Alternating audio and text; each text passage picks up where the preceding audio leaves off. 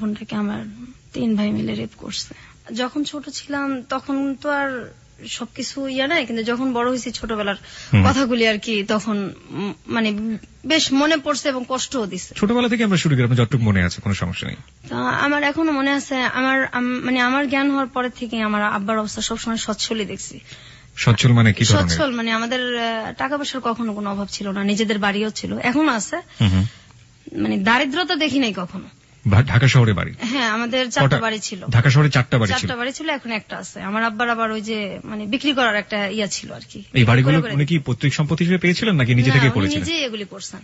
আচ্ছা, নিজে পরিশ্রম দ্বারাই করছেন আর কি। ওই জায়গা জমির ব্যবসা করতো কয়েক বন্ধু মিলে, তারপর সেটা আবার চড়া দামে বিক্রি করতো না। প্রথমে অল্প দামে কিনতো, পরে আবার চড়া দামে বিক্রি করতো, এইভাবেই আর কি। আচ্ছা। তারপর আমরা 5 ভাই 3 বোন, আমি হচ্ছে 7 নাম্বার, আমার ছোট একটা বোন আছে। আমরা 2 বোন মানে স্কুলে পড়ি একসাথে। তো আমার বোনটা তখন থেকেই আমরা পিঠাপিঠি, 1 বছরের ছোট বড়, কিন্তু আমার বোনটাকে দেখলে এটা মনে হতো না। আমার বোনটাকে আর কি বেশ বড় মনে হতো। তো ওকে বড় মনে হওয়ার পেছনে কারণটা কি? মানে ও মানে মোটা হয়ে গেছিল অনেক ছোটবেলাতে। শরীরে কোনো সমস্যা ছিল? অন্য কোনো সমস্যা? ওর হরমোনের সমস্যা ছিল, এটা তো তখন আমরা বুঝতাম না। আর আমার ফ্যামিলি কখনো ডাক্তারও দেখায় নাই, কিন্তু ওর সাথে আমার মানে বোঝা যেত না যে আমরা দুইজন এত মানে কাছাকাছি যে বয়স, মনে হতো অনেক ছোট বড় আর কি। ওকে বড় মনে হতো, আপনাকে ছোট মনে হতো? ওকে অনেক বড় মনে হতো। তারপর আমরা স্কুলে যাইতাম। আমার বাবা টাকার অভাব নাই, কিন্তু আমাদের কখনো ব্যাগই কিনা দেয় নাই। আমরা ব্যাগ ছাড়া বই নিতাম হাতে করে। আপনাদেরকে বই মানে কিনে দিত না? বই মানে স্কুলে তো পড়ি, প্রাইমারি স্কুলে, কিন্তু ব্যাগ যে নিব, বইটা যে নিব, ব্যাগ, সেই ব্যাগ আমাদের কিনা দেয় নাই। আমরা হাতে করে ব্যাগ নিতাম। কারণ আপনার সব সন্তানের প্রতি কি একই রকম আচরণ করতো নাকি? না, আমার ভাইদেরকে অন্যভাবে দেখতাম। আমার ভাইরা তো তখন অনেক বড়, কিন্তু এটা মানে শুরু এই যে বুঝি যে আর কি। আর একসাথে খাওয়াইতে গেলে সবসময় আব্বা মা ছেলেদেরকে পাশে রেখে বসায় খাওয়াইতো। আমরা বসলে আমাদের 2 বোনকে উঠাই দিত। কেন? আপনারা কখনো জিজ্ঞেস করতেন না যে কেন? হ্যাঁ, জিজ্ঞেস করতাম। কি বলতো? কোনো কিছু বলতো না, যে হিংসা করো কেন আমার ছেলেদের সাথে, এটা বলতো মাঝে মাঝে। তারপরে দেখতাম আমরা। আপনার ভাইরা কোনো প্রতিবাদ করতো না যে না ওখানে বসে থাকো? কখনোই না, এটা তো মানে বাবা মার মতোই ওনারা। তারপর মানুষ টিফিন নিত, আমরা সেই সকালবেলা 2টা বোন যাইতাম। আমাদের আর্থিক অবস্থা ভালো হতো যে আমাদের টিফিন দেওয়া হতো না। আমার ছোট বোনটা ক্লাসরুমে কাঁদতো, আর স্কুলের মাঠে একটা আম গাছ ছিল, খিদে লাগতো খুব। তো আমি গিয়ে সেই মাঠের মধ্যে বসে বসে কাঁদতাম। সবাই খাইতেছে, আমরা 2 বোন খাইতে পারতেছি না, অথচ আমরা কখনো অভাব দেখি নাই। তো আপনারা কি কখনো প্রতিবাদ করতেন না? কারণ ওই সময়টা তো আসলে এতটা ইমোশনাল। আপনারা যখন বলছেন যে খুবই ছোটবেলায়, তো বাসায় এসে অনেক ঝগড়াঝাটি করতেন না যে কেন টিফিন দাও না বা কি অবস্থা? না, আমরা তো ভয় পেতাম, আমরা বলতে পারতাম না। ভয় পেতেন কেন? আমাদেরকে মারধর করতেন? ভয় পেতাম, হ্যাঁ, ছোটবেলা থেকে আমরা খুব টর্চারে বড় হয়েছি। তো তখন তো আমরা অনেক ছোট। আমার বোনটাকে যেখানে ভর্তি করার কথা আপনার 1-এ, কি তখন তো বেবি ছিল, প্রাইমারি স্কুল ছিল, সেখানে ওরে ভর্তি করা হয়েছে 2-তে, বড় দেখে। কিন্তু ও যে পারবে কিনা এটা কখনো দেখে নাই। ওকে ভর্তি করে দিল, বাস দিল, একদম ধাম করে ক্লাস দিল। তারপর আমরা একসাথে যাইতাম আসতাম। এই যে বৃষ্টি হইতো, তবু আমাদের কোনো ব্যাগ ছিল না। আমরা 2 বোন ফ্রকের নিচে করে বই আনতাম, আমাদের বই ভিজা যাইতো। আমরা সে বইটা গ্যাসের চুলায় বসে বসে 2 বোন শুকাইতাম। আমাদের ওই বই ছিল কি হইলো এটা দেখার মতো কেউ ছিল না। আমার বড় বোন ছিল, সেও কখনো আমাদের কেয়ার করে নাই। আর যদি গরিব মানুষদের সাথে খেলতাম, যারা আমাদের চাইতে একটু ছিল, তখনও মার খেতাম, অনেক মার খেতাম। আমাদের সবার সাথে। আপনাদের ভাইদের ক্ষেত্রে কি একই রকম কিছু? হ্যাঁ, আমার ভাইরাই মারতো, আর ভাইদেরকে ওইভাবে দেখতো না। আপনার ভাইয়ের সাথে আপনার বয়সের ডিফারেন্সটা সেই সময় কতটুকু ছিল বা এখনো? আমার একটা ভাই আছে, সেটা হলো আমার বোধহয় 3 বছরের বড়, আর এরপর তো সবই বড়, অনেক বড়। কত বছরের ডিফারেন্স? যেমন আমি যদি মনে করেন আমি 1-এ পড়ি, তখন তারা 7-এ 6-এ পড়ে, এরকম। আচ্ছা, যাই আমরা আরো সামনের দিকে, গল্পের সামনের দিকে যাই।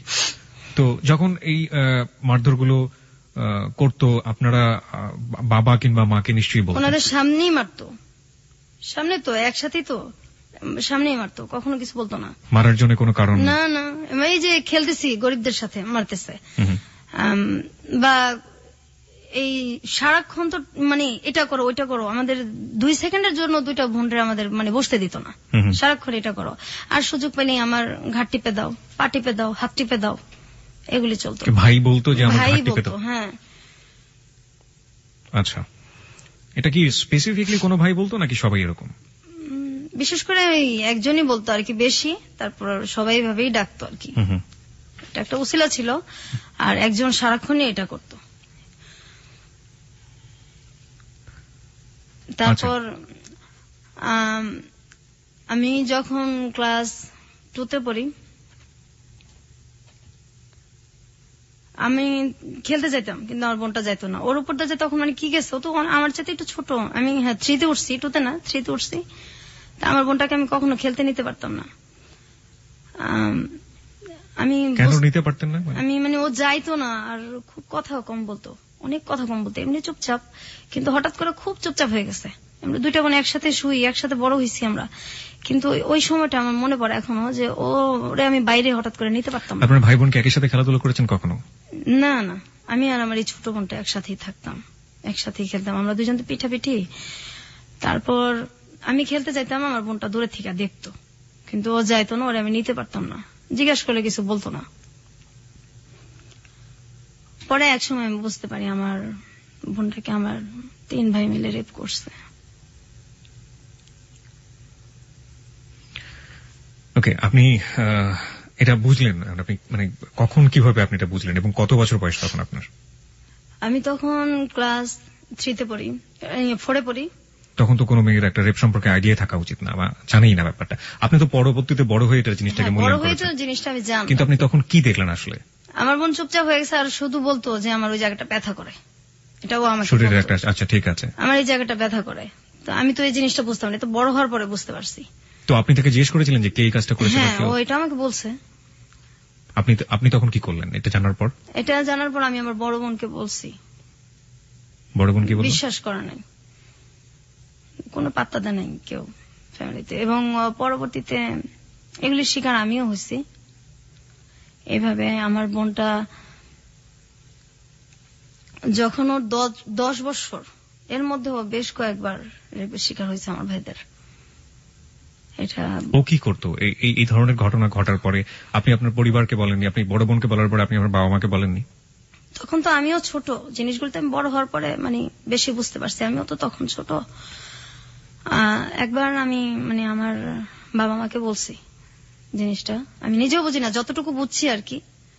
তো বলছে তোমাদের জন্য কি আমার ছেলে বের করে দেবো, আমার ছেলেদের সাথে হিংসা করে, এই জন্য এরকম কথা বলো, আজে বাজে কথা বানায় বলো।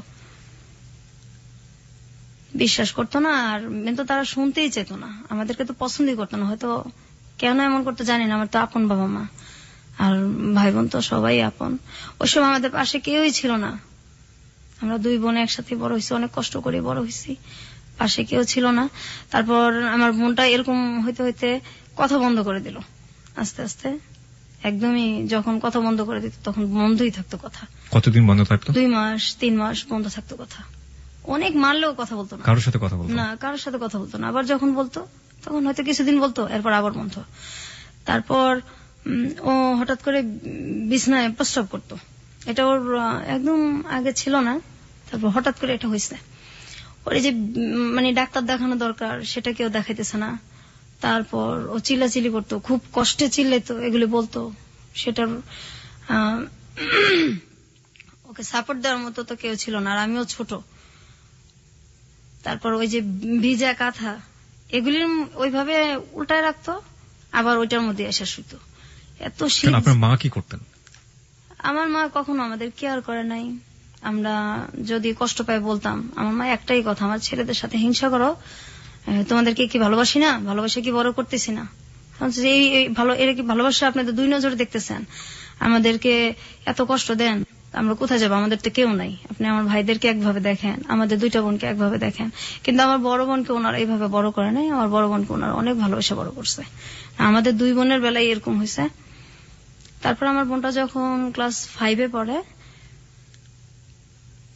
5-এ পড়ার পরে একদমই বিছানায়, প্যারালাইজ না, কিন্তু বিছানার মধ্যে গোসলও করতে পারে না, হাঁটতেও পারে না, নিজে হাতে খাইতেও পারে না। এখনো ওকে আমার বড় ভাবি খাওয়ায় দেয়, গোসল করায় দেয়। আর তখন আমার বড় ভাবিটা তখন এরকম ছিল না, পরে আস্তে আস্তে মানে আমার মায়ের চাইতে বেশি ভালোবাসে। আমরা মেন ট্রিটমেন্টে যায়নি যে সময়টা এরকম হলো? না, আপনার পরিবার ট্রিটমেন্টে যায়নি? না, কখনোই না। কোন ধরনের ট্রিটমেন্ট করে না, কখনোই করে নাই। তো ও তো অসুস্থ হয়ে পড়লো 93 সালে। This track was downloaded from FusionBD.com. 93 সালে একদমই বিছানায় পড়ে গেল। তখন ওর বয়স কত? তখন ওর মনে হয় কত হবে, 93 ও ক্লাস 5-এ পড়ায়। আচ্ছা, বয়সটা ওটাই কি ওর শেষ পড়া ছিল? পরের পড়াশোনা করতে না, হয়? এরপর তো একদম বিছনায়। আচ্ছা, একদম নিজে খাইতে পারে না, নিজে গোসল করতে পারে না, বিছানা থেকে ওরে ধইরা উঠাইতে হয়। কিন্তু ওর ভিতরে তো এই কষ্টগুলির কারণে ও আর কি এরকম হয়ে গেছে। তার মধ্যে ওর প্রচন্ড মোটা হয়ে গেছে। তো একবার ডাক্তার দেখানো হয়েছে, ডাক্তার বলছে ওর মানে ওর শরীরে হরমোন অনেক বেশি। আর যেটা হলো যে ওর খুব মাথা ব্যথা করতো। ওর যখন মানে কান্নাকাটি করতো তখন আমার বাবা মার কাছে আসতো না, কিন্তু আমাদের পাশের পাশের সব মানুষ চলে আসতো। এত রাত্রে এইভাবে কে কাঁদে, পাশের পাশের অনেক লোকজন চলে আসতো, কিন্তু আমার বাবা মা পাশের রুমে থাকতো, ওনারা কোনোদিন আসতো না, আইসা কখনো পাশে বসতো না। কোন সময়ই আমাদেরকে মানে অসুখ হইলে আমার বাবা মা কখনোই কাছে আসেনি, কিন্তু আমার ভাইদের যদি অসুখ হইতো তারা পাশে যাইতো, ফল নিয়ে বসে বসে খাওয়াইতো। তারপর আমার বোনটা যখন একদম পড়ে যায় অসুস্থ অবস্থায়, তখন আমার এই ভাবি ওরে এই শুরু করে টানা আর কি। আমার ভাবিটা এমন দিন গেছে যে আমার মানে দুধ জাল দিচ্ছে, ছেলেদেরকে খাওয়াইতো, আমার মা বাবা খাইতো, কিন্তু আমাদের দুই বোনকে কখনোই দিত না। এই দুধ যে মানে খাওয়াটা, আমাদের বাসায় সবসময় দুধ রাখতো, আমার ভাবি আমাদেরকে খাওয়ায় মেন। আমরা ভাবির কাছ থেকে এটা শিখি। আর মায়ের ভালোবাসাটা আমার বড় ভাবিই দিছে আমাদেরকে। পরবর্তীতে আমার সেজ ভাবি আসছে, উনিও এখন আমাদের আদর করে।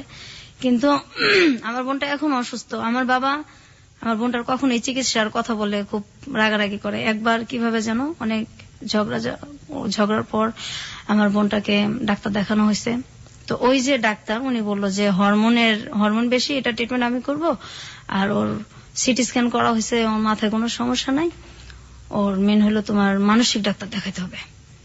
এটা দেখাইলে তারপর ধীরে ধীরে যদি ঠিক হয়, এর মধ্যে এছাড়া ওর কোনো আর ইয়া নাই। তো চিকিৎসাটা মনে হয় 2-3 বছর চলছে। তারপর আমার এক ভাই বলছে না, ও কি পাগল নাকি, ওর মানসিক ডাক্তার দেখানো লাগবে। তারপর এই কথা বলার পর ওর চিকিৎসা বন্ধ হয়ে গেছে। আমার আব্বা ওকে আর কোনোদিন ডাক্তার দেখা নেই।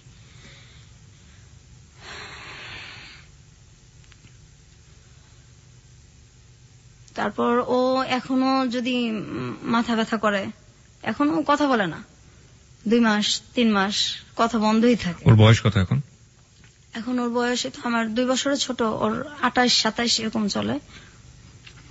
ঈদ আসলে নতুন কাপড় ওরে দেওয়া যায় না, পড়ে না। না। ও কি করে? ও মানুষের সাথে কথা মানে মানুষকে দেখলেও কি করে? খুব ভয় পায়। আত্মীয় স্বজন বাড়িতে আসলে ও বাথরুমে গিয়ে লুকায় থাকে ঘন্টার পর ঘন্টা। বের আপনি বলছিলেন যে আপনি ফার্স্ট টাইম জানলেন যখন আপনি ক্লাস 4-এ পড়েন, তখন সে তার ভাইদের দ্বারা রেপ। এবং এটা কি ওই একবারই ছিল নাকি পরবর্তীতে আরো? না, ওকে অনেকবারই করা হয়েছে রেপটা। আমরা এই গল্পে ফিরবো, তবে তার আগে একটা বিরতি আছে। বিরতির পর শ্রোতা যারা শুনছেন তাদের উদ্দেশ্যে আমরা বলতে চাই, আমরা ফিরে আসছি আজকের হ্যালো 8920 গল্পতে। এবং সবকিছু আসলে জীবনের গল্প, জীবনে সবকিছুই সম্ভব, এবং যা হয়েছে আজকে তা আসলে অসম্ভবের চেয়ে অসম্ভব। এই অসম্ভব গল্প আপনাকে শেষ পর্যন্ত আমরা বলতে চাই, এবং বলার পর এটা আসলে একটা মেসেজ। আমাদের পরিবারে নারীরা কিভাবে নির্যাতিত হন নিজের মানুষের দ্বারা, নিজের একেবারে রক্তের সম্পর্কের মানুষের দ্বারা, সেখানেও যে আসলে নারীরা অনেক সময় নিরাপদ না, সেটাই আমরা আজকের গল্পে তুলে ধরার চেষ্টা করছি।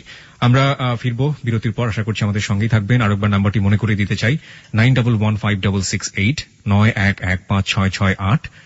এটা হচ্ছে আমাদের নাম্বার, এখানে ফোন করতে পারেন। আপনি ফোন করার পর আপনি আপনার নাম এবং সেল নাম্বারটি বলবেন, তারপর আপনার যা বলার আছে আপনি বলবেন। এছাড়া ফেসবুকে আমাদের একটি পেজ রয়েছে, সেখানেও আপনি যোগ দিতে পারেন, আপনার অভিমত জানাতে পারেন। ফেসবুক পেজটি হচ্ছে facebook.com/hello8920। হ্যালো বানানে ডাব্লিউ নেই।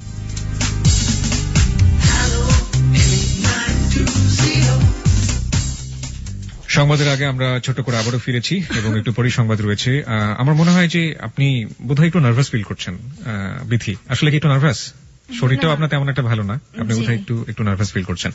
নার্ভাস ফিল করার আসলে কিছু নেই। আমরা মনে করি সবচাইতে জীবনে ঘটে যাওয়া ঘটনাগুলো, আপনি আজকে বয়স যদি আমি ভুল করে না থাকি, যেহেতু আপনার বোনের চেয়ে 2 বছরের বড়, 30-এর কাছাকাছি আপনার বয়স, 30 বছর ধরে আপনি যে কষ্টটা বয়ে চলেছেন এবং সেই কষ্টগুলো আজকে আপনি আমাদের এবিসির লাখো শ্রোতার কাছে ভাগাভাগি করতে এসেছেন, নিশ্চয়ই আপনার একটি উদ্দেশ্য আছে, সেটা আমরা অনুষ্ঠানের শেষের দিকে জানবো। এবং এই যে এত কষ্ট করে বুকের মধ্যে লালন করে চলেছেন, এবং এমন কষ্ট যেটা আসলে কার কাছে কি আপনি আপিল করবেন, কার বিরুদ্ধে আপনি আপিল করবেন?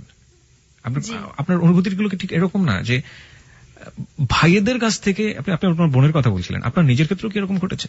অবশ্যই। একই বয়সে আপনার ক্ষেত্রে এরকম ঘটেছে? হ্যাঁ, আমার একই বয়স হয়েছে, আবার আমার পরেও হয়েছে, কিন্তু পরে ওর হয় নাই আর কি। তো আমি যখন টুতে পড়ি, তখন আমার ভাই একটা আমাকে ডাক দিয়ে বলতেছে যে এই ঘরে আসো, ওই এক গ্লাস পানি দিয়ে যাও। তো ছোটবেলা থেকেই খুব ভয় পেতাম। কোন ভাই আপনার? এটা আমার সেজো ভাই। একজনই? একজন আর কি। ডাক দিতেছে, তো আমি গেছি পানি নিতে। তারপর এটা তো আসলে তখন বুঝি নাই, বড় হয়ে বুঝতে পারছি। তখন ক্লাস 2 তে পড়েন? 2 তে পড়ি। তারপর আমি পানি দিতে যাওয়ার পর আমার ভাই আর কি দরজা আটকায় দেয়, জানলা আটকায় দেয়, আমার মুখ চাপা ধরে, এবং তার দ্বারা আমি রেপ হই আর কি। তো এটা আমি বাসায় জানাইছি, ওই সেম কথাই। কোনো ব্যবস্থা নেওয়া হতো না বাবা মার কাছ থেকে? এটা ছেলেদেরকে জিজ্ঞাসা করা হতো না, উল্টা আমাদেরই ধমকানো হতো। আপনার ভাইয়ের বয়স তখন কত ছিল? আমার ভাইটা একদম যদি কমও হয় 7-8 তো পড়ে। আচ্ছা, 7-6। মানসিকভাবে অসুস্থ ছিল কি আপনার? না, কখনোই না, ওরকম কোনো সিমটমই তাদের নাই। এমনি পাড়ার লোকজন, আপনারা যে পাড়ায় বসবাস করতেন, তারা আপনার ভাইদেরকে কিভাবে চিনতো, মানে কেমন মানুষ হিসেবে চিনতো? আসলে আমাদেরকে তো বাহিরে কম যাইতে দিত, খেলতেও কম দিত। আপনাদের দুই বোনকেই? হ্যাঁ, খেলতেও কম দিত, বাইরে যাইতে দিত কম। তারপর আমি যখন এরকম হয়েছি, হওয়ার পরে আমি কিছুদিন স্কুল যেতে পারি নাই। তো আমি খুব কান্নাকাটি করতেছি, মানে আমি কি বলবো, কাকে বলবো? তা আমি বাসাতে বলছি, এই কথা শুনছি, স্কুল যাইতে পারি নাই। এই যে যাই নাই, এর জন্য অনেক মারধর করা হয়েছে আমার। আমি স্কুল কেন যাই নাই? আমাদের যদি একটু খারাপ লাগতো, আমরা স্কুল বন্ধ দিতে পারতাম না। তারপর আমার বোন যদি পড়তে না চাইতো, যে একদিন খারাপ লাগতেছে, পড়তে পারতেছে না, ওরে মানে ফ্ল্যাটের ওই মাথা থেকে একদম এই মাথা পর্যন্ত আমাদের মানে পড়ার ঘরটা চুলের টাইনা টাইনা তারপর হেঁচড়ে নিয়ে আসা হয়েছে। কে করতো এটা? এটা আমার মেজবাই করতো, এটা আমাদের স্যারের সামনেই করতো। আচ্ছা, আমরা গল্পের বাকিগুলো শুনতে চাই সংবাদের পর। রাত 12টার সংবাদের পর আমরা আসলে এই গল্পের শাখা প্রশাখা সবগুলোই জানার চেষ্টা করবো। আশা করছি আমাদের সঙ্গেই থাকবেন, সংবাদ পর্যন্ত অপেক্ষা করুন, তারপরে গল্পের মূল জায়গাগুলোতে আমরা যাব। হ্যালো 8920, আপনি শুনছেন এবিসি রেডিও FM 89.2। আশা করছি সাথেই থাকবেন।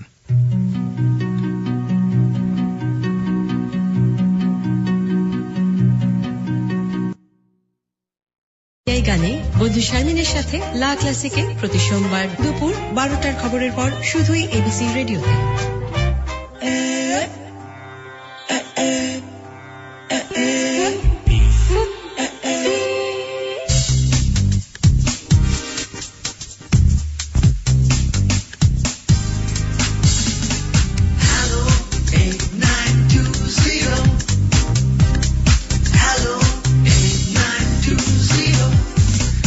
আর একবার স্বাগত হ্যালো 8920-তে। সংবাদের পর আমরা ফিরে এসেছি আমাদের অতিথি নিয়ে। আজকে আমাদের সঙ্গে আছেন বিথি।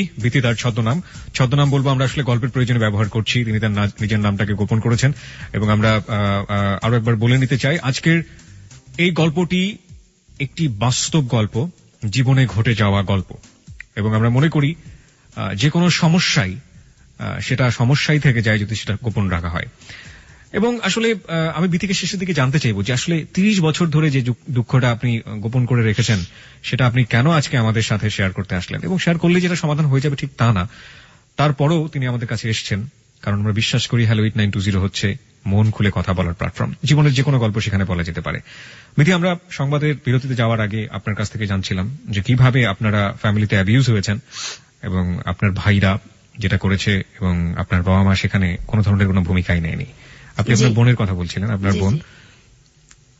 তা আমার বোন তো এই যে এরকম হলো, তারপর আমার বাবা মা তো কোনো কেয়ারই নাই, অসুস্থ হয়ে পড়লো।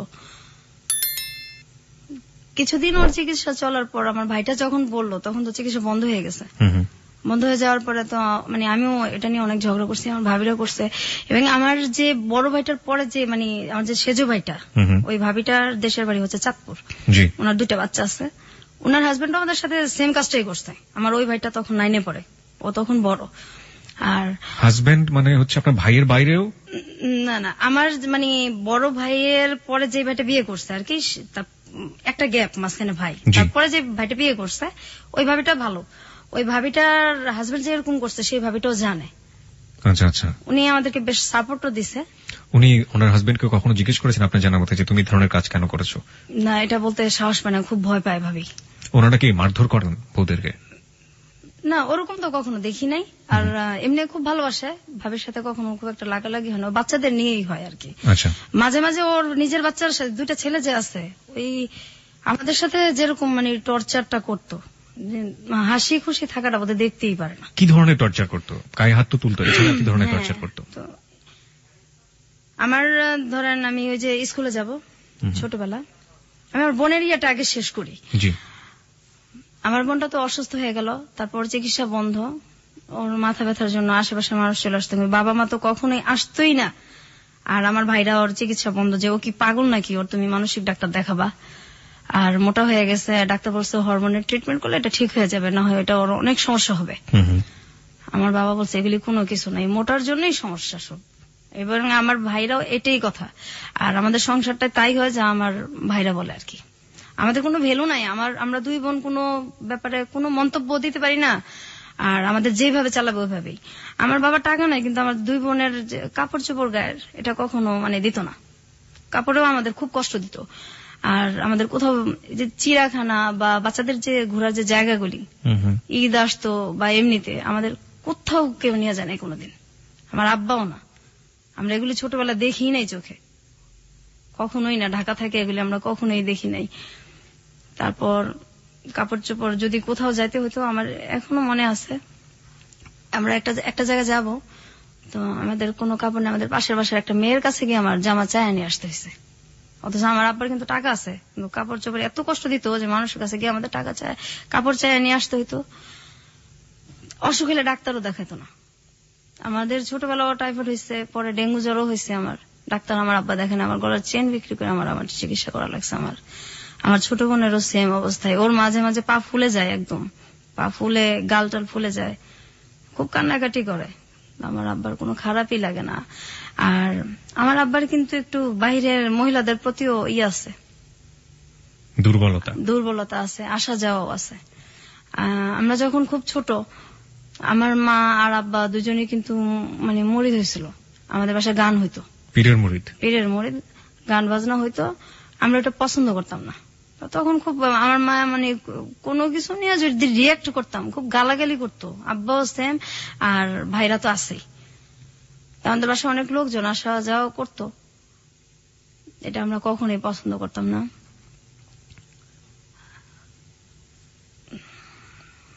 খুব বেশি ইমোশনাল হয়ে গেলে আপনি গল্পের সামনের দিকে যেতে পারবেন, এবং আমি যতদূর জানি যে আপনি শারীরিকভাবে অসুস্থ, সুতরাং আমার মনে হয় একটু কন্ট্রোল করে আপনাকে বলতে হবে।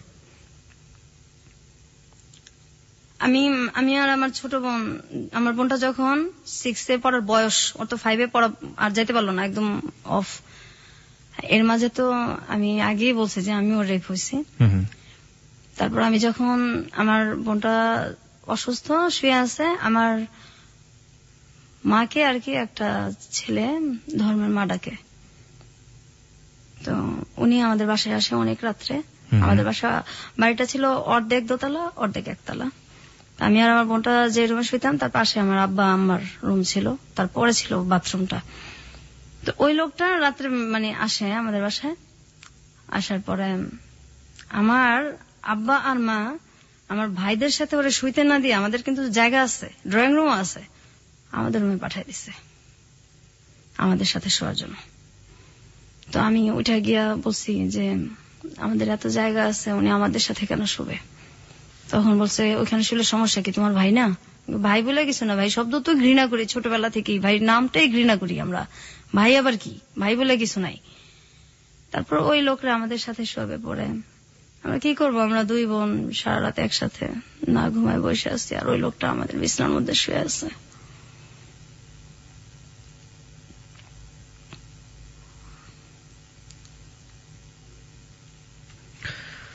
ওকে, আমরা আর একটু সামনের দিকে যাই। তারপর আমি কিবরিয়া ভাই যখন মানে ঘুমায় থাকতাম, আমরা দুই বোন মানে এখনো দিনের বেলা ঘুমাই না, কখনো দিনে ঘুমাই না। ওই পায়ের শব্দ মনে হয় যে এখনো কানে বাজে। যখন ঘুমায় থাকতাম আমার ভাইরা ঘুমন্ত অবস্থায় এসে গায়ে হাত দিত। আমার ওই ভাইটা তখন 9-10 পড়ে, আমি তখন ক্লাস 6 কি 5 পড়ি। ঘুমন্ত অবস্থায় এসে গায়ে হাত দিত, চিল্লাচিল্লি করতাম, কান্নাকাটি করতাম। পাশে আমার মা আছে, আমার আব্বাও আছে, মনে হয় যে শুনেই নাই, কিছুই শুনে নাই। ভয়ে কখনো শুইতামই না, মানে রাতটা। আর মাঝখানে আমাদের যে দরজাটা ছিল এটা মানে আটকানো যেত না, এটা আমার আব্বা কখনো ঠিক করে দিত না। তাহলে হয়তো আমরা ওই বয়সটা একটু সেফ থাকতে পারতাম আর কি। কখনো ঠিক করে দিত না, কিন্তু ছেলেদের যদি কোনো সমস্যা হতো সেটা সাথে সাথে ঠিক হয়ে যেত। এটা এখনো হয়, ছেলেদের সব সমস্যার সমাধান সাথে সাথেই করা লাগবে। আমাদের কোনো সমস্যার মানে কোনো সমস্যাই নেই তাদের কাছে। ঈদ আসলে আমার আব্বা মা আমার ভাইদেরকে ডাক দিয়ে তাদের পাশে বসে খাওয়ায় না। আমরা যদি দুই বোন পাশে গিয়ে বসি, আমাদের উঠায় দেয়, তুমি ওঠো, ও এখানে বসবো, এখানে বসবো। আমার ভাইদের কথা বলে, কিন্তু আমাদেরকে বসতে দেয় না। আমাদেরকে তখন কষ্ট হয় না।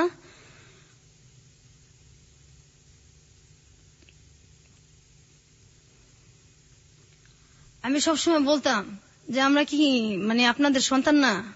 আর আমরা দুই বোন খুব মানে তখন থেকেই কল্পনা প্রবণ হয়ে পড়ি যে কত মানুষ যায় রাস্তা দিয়া, যদি ওই লোকটা এসে বলতো যে আমি তোমাদের বাবা, তোমাদের রাস্তায় ফালাই গেছি, তো তোমরা হারাই গেছিলা, ওরা তোমাদের পাইছে। আমরা সবসময় এই জিনিসটা ভাবতাম, যদি কেউ এরকম আসতো।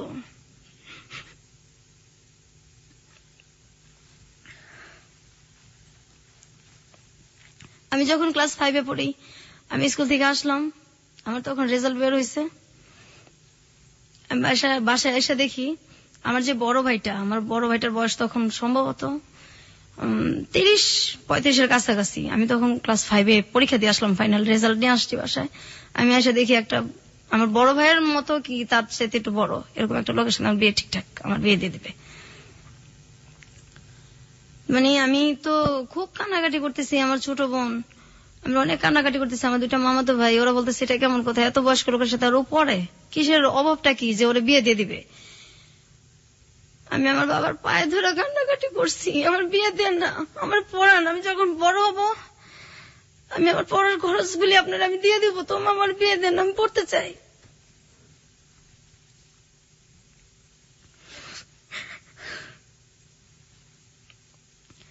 আমার ছোট বোনরা বলতো আমার তো চিকিৎসা করেন না, ওরে পড়ান, ওরে দেখেন। আমার ভাবিরাও বলতো, আমার বড় ভাবিটাও বলতো। আমার আব্বা মা কারো কথা শুনতো না। তারপর ওই বিয়েটা আমার মামাতো ভাই, আমি, আমার ছোট বোন, আমরা মিলা এটারে মানে ওই লোকটাকে বাড়ি থেকে তাড়াই আর কি, অনেক অপমান করে যতটুকু ওই বয়সে কুলাইছে। আর এই জন্য আমার যে ভাইটা বেশি টর্চার আমাদেরকে করছে, ওই ভাইটা আমাদেরকে অনেক মারছে ওদিন রাত্রে। আমরা আমি স্কুলেও 4-5 দিন যাইতে পারি নাই, আমার এত জ্বর আসছে। কেন আমি এটা কেন করলাম, বিয়ে দিলে দিবে, আমি এটা বলার কে?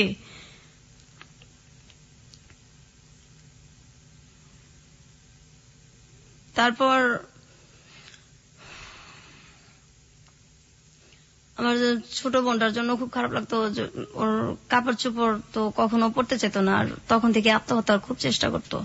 আমি গাছ লাগানোর খুব শখ ছিল আমার, ওই এন্ডিল গ্রাম থেকে নিয়ে আসছি, ধান খেতে দেয়, সেটাও মুখে নিছি, মরে যাবো। এই আপনার বোন আত্মহত্যার চেষ্টা করেছে, এটা আপনি কিভাবে জানলেন? হ্যাঁ, একদিন ওই ইঁদুরের বিষ আনা হয়েছে আমাদের বাসায়, তো সেটা পাওয়া যাইতেছে না। তারপর ওর ড্রয়ারে গিয়ে আমরা ওইটা দেখছি, আর পরে দেখছি যে ও বিছনার মধ্যে একদম কেমন করতেছে, মানে খাওয়ারও বেশ একটা চেষ্টাই করছে, খাইতে পারে না, ওইটা আমরা ফালাই দিছি। আরেকদিন ফ্যানের সাথে চেষ্টা করতেছে, দরজা আটকায় ওনা টোনা বাইন্ধে ফেলছে। তারপর দরজা জোরে আমার বড় ভাবি, ভাস্তি সবাই মিলে আর কি ভাঙ্গা হয়েছে। তারপর আত্মহত্যা করতে পারে না সেদিন, এখন ওই চেষ্টাটার মধ্যে আছে। ওকে এখন পুরোপুরি মানসিক রোগী? একদম মানসিক রোগী। ও মানুষ দেখলে ভয় পায়। কি করে মানুষ দেখলে? এই যে বাথরুমে ঢুকে যায়, তারপর এত গরম, এই গরমের মধ্যে কাঁথা মোড়া দিয়ে শুয়ে থাকে। এখনো গরমের মধ্যে কাঁথা মোড়া দিয়ে শুয়ে থাকবে, কার সাথে কথা বলবে না। ঈদ আসলে তো জামা সে পরবেই না, নতুন কাপড় সে পরবে না। তারপর ঘরের যে একটা আসবাবপত্র চেঞ্জ, এটা সে সহ্য করতে পারে না। আর ভাইদের সামনে যায় কখনো? কিসের? আপনার ভাইদের সামনে কখনো যায় বা ভাইরাও? সে এক বাড়িতেই তো, সামনে পরেই আর কি। কোনো মানে উদ্ভট আচরণ করে? কথা হয় না, খুব একটা কথা হয় না, আর তো সহ্য করতে পারে না। আর মানে রিয়েক্ট তো এখন আর হয় না, করে কি করবে, কোথায় যাবে? আমি জোরে নিয়ে আসবো, আমার যে ছেলেটার সাথে এখন বিয়ে হয়েছে ওটা তো আমি, আমার বোনকে তো আমি একসময় আনতেই পারবো, কিন্তু চিকিৎসা যে আমি করবো সেই অ্যাবিলিটিটা আমার এখন নাই। আপনার বাবার তো অনেক টাকা আছে, তারা সে এখন পর্যন্ত চেষ্টা করছেন না না, তারা ট্রিটমেন্ট করার জন্য? করবেও না। আমার আব্বা বলছে আমি যে কদিন বাচ্চা আছি এভাবেই চলুক, আমার চিকিৎসা আমি করতে পারবো না। আমার একটা ভাই আছে, হয়তো সে মাস্তানি টাস্তানি একসময় করছে, আমরা ছোটবেলায় দেখছি। আমি যখন 6-এ পড়ি, 6-7-এ পড়ি, সে রাত বিরাত বাসায় আসতো 3টা 2:30টা। আমার আব্বা কোনোদিনও কিছু বলতো না। তো ওই দরজাটা গেটটা আমার খুলতে হইতো বেশিরভাগই। বাসায় যদি পুলিশও আসতো আমারই খোলা লাগতো, না খুললেও সমস্যা আছে, না খুললেও থাপড়াইতো দুইটা। তো ওরে এই যে জেলখানায় যাইতো বা থানায় যাইতো, এক রাতে আমার ছেলেটা মারবো, ব্যথা পাইবো, 40,000 টাকা দিত রাত্রে, 50,000 টাকা দিতে এক রাতের জন্য থানায়, আমার ছেলেটারে যাতে না মারে। তো ছেলের জন্য এত কষ্ট লাগতেছে, একদিন থানায় থাকবে, মেয়েদের জন্য কষ্ট লাগে না। তারপর আবার ছোট নিয়ে আসতো লাখ লাখ টাকা দিয়া, অথচ আমার বোনটার চিকিৎসা হয়ে যায় এই টাকা দিয়া। করবে না? কষ্ট লাগে না, মায়া লাগে না? কি করবে?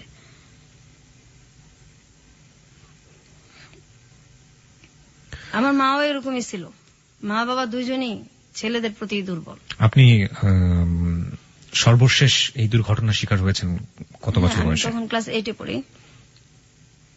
ক্লাস 8 পর্যন্ত আপনাকে এই দুর্ঘটনা সহ্য করতে হয়েছে। আপনার মা তখন বেঁচে ছিলেন? হ্যাঁ, আমার মা মারা গেছে যে 4 বছর হয়েছে। ক্লাস 8-এ যখন আপনার লাস্ট এই ঘটনাটা ঘটলো, আপনি আপনার মাকে বলেছিলেন? হ্যাঁ, বলছি। মা কি বলেছিল? তুমি মিথ্যা কথা বলো, সারা জীবন আমার এই ছেলে গুণ আমি এসব বদনাম করো, ওকে বেশি ভালোবাসি, সহ্য করতে পারো না, এগুলো কি বলো? তারপর আমার আব্বার ওইখানে গেছে, আমি তো কাঁদতেছি। তারপর গেছে, যাওয়ার পরে একটু পরে দেখি আমার আব্বাও খুব চিল্লাচিল্লি করতেছে। কি আমি কি এই 2 মেয়ের জন্য কি এসব কথা কয়? আমার 2 মেয়ের জন্য কি আমি আমার ছেলেদেরকে বাসা থেকে বাইর করে দিব নাকি? আপনার বাড়ির আশেপাশের লোকজন জানতো না এই ধরনের ঘটনাগুলো ঘটে? না। আপনার কখনো মনে হয়নি আপনি পুলিশে যাবেন, পুলিশে গিয়ে বলবেন? হ্যাঁ, এরকম মনে হইতো, কিন্তু যখন মনে হইতো যে বললাম ঠিক আছে ধরে নিল, বের হবে, বের হয়ে আমাকে যখন কিছু করবে, তখন আমি কোথায় যাব? আমার তো যাওয়ার জায়গা নেই, আমি যাব কোথায়? আমার বাবা মাই তো আমার নাই, তো আমি এখানে কোথায় যাব? কোনো জায়গায় তো নেই যাওয়ার। তারা মাঝে মাঝে বলতাম আমাদেরকে মাইরা ফেলেন বিষ খাওয়া। ধরেন আমি রেডি হইতেছি স্কুলে যাব, ওই সময় আমার ভাইটাকে বলতেছে, ম্যাক্সিমামই কি করতো আমাদেরকে, যেগুলো আমরা ছবিতে দেখি, ওই আমার হাত টিপা দাও, পা টিপা দাও, মাথাটা টিপা দাও। তো যাইতে যাইতাম না। আমার মাই বলতো, এই ডাক্তারছে যাস না কে, বড় ভাইটাকে যাস না কে, যাইতে যাইতাম না। তখন রাগারাগ করতাম, কিন্তু লাভ হইতো না, মার খেতাম, অনেক ভয়ে চলে যেতাম। তারপরে একদিন এরকম হয়েছে, স্কুলে যাব, ওই সময় আমার ভাই, আমি ড্রেস পরা আর মাত্র 8 ঘন্টা আছে আমার স্কুলের সময়, তখন ডাক দিয়া বলতেছে হাত পাত। তো আমি হাত পাইতে দাঁড়াই আছি। তারপর আমার ভাই কমলা খাইতেছে আর খোসাগুলি আমার হাতে দিতেছে। আমি তো দাঁড়াইতেছি যে দেরি হইলে ওদিকে ম্যাডামের মার খাবো স্কুলে, আর কিছু বলতেও পারতেছি না। এটা আমার মা তখন পাশেই, আমার ভাইয়ের পাশেই আমার মা খাটে বসে আছে। আমি বলতেছি আমি কি স্কুলে যাবো না? আমার হাতের মধ্যে আপনি কমলার খোসা রাখতেছেন, আমি স্কুলে যাবো, আমার স্কুলের সময় যাইতেছে গা। ঠাস ঠাস করে আমার গালের মধ্যে জ্বর দিছে। এই বড় ভাইয়ের উপরে কথা কস, তোর দাঁড়ায় থাকতে বলছি, তুই দাঁড়ায় থাকবি, এত কথা কস কি লিগা? তখন ম্যাডাম কি করবো না করবো। তারপর সেদিন রাত্রে আমার মা মাজারে গেছে, আমার বড় ভাবি তাদের রুমে শুইতো দোতলায়, আর নিচে আমরা শুইতাম। ওদিন আমার ভাইটা আমাকে ঘুমন্ত অবস্থায় ধর্ষণ করে আর কি, রেপ করে। তো এটা পরের দিন জানানো হয়েছে, ওই একই অবস্থা, কোনো রিয়াকশন নাই। কোথায় যাব? আমাদের তো কোনো যাওয়ার জায়গা নাই, সহ্য করেই থাকতে হয়েছে, বাঁচতে হয়েছে। আপনার বোনের ক্ষেত্রে এই ধরনের ঘটনা, আপনার ক্ষেত্রে সর্বশেষ ঘটেছে ক্লাস 8 অবস্থায়, আপনার বোনের ক্ষেত্রেও কি? না, আমার বোন যখন ওই যে 5-4 পর্যন্ত, তারপর তো একদম বিছনায় পড়ে গেল। এরপর আমরা একটু বড় হইলাম, একসাথে থাকি। আমার বড় ভাবিটাও তখন একটু ইয়ে হয়েছে। আমরা আবার এরকম হয়েছে যে আমরা তো নিচতলা আর দোতলা এরকম ছিল, স্কুল থেকে আসছি, কাপড় চেঞ্জ করব। তো কাপড় চেঞ্জ করতেছি, হঠাৎ দেখি যে ঘরের পিছনে কে দাঁড়ায় আছে। তো প্রথম ভাবছি হয়তো মানুষ, কিন্তু আমাদের তো এটা তো পুরো বাউন্ডারি দেওয়া, অন্য মানুষ আসবে কোত্থেকে। হঠাৎ করে তার মানুষ ঘরের পিছনে তাকায় না। পরে খেয়াল করে দেখি হ্যাঁ আমার ভাই।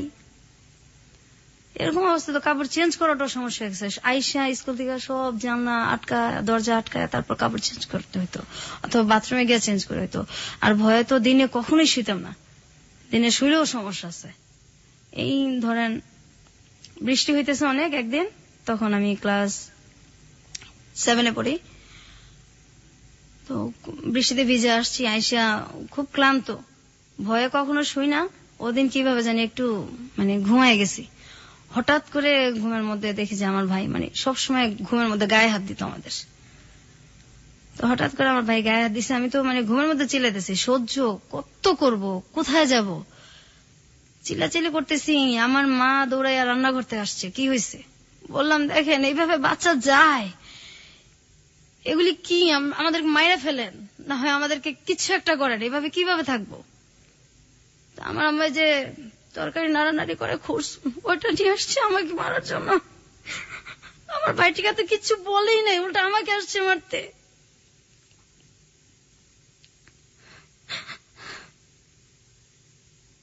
This track was downloaded from FusionBD.com.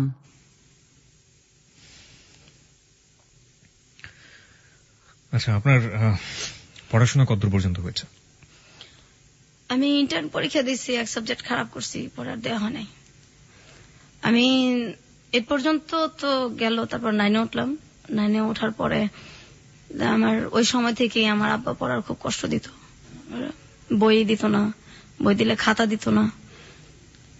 তারপর অনেকদিন ঘুরাইতো, ম্যাডাম স্যারদেরও মার খেতাম, হইতো না।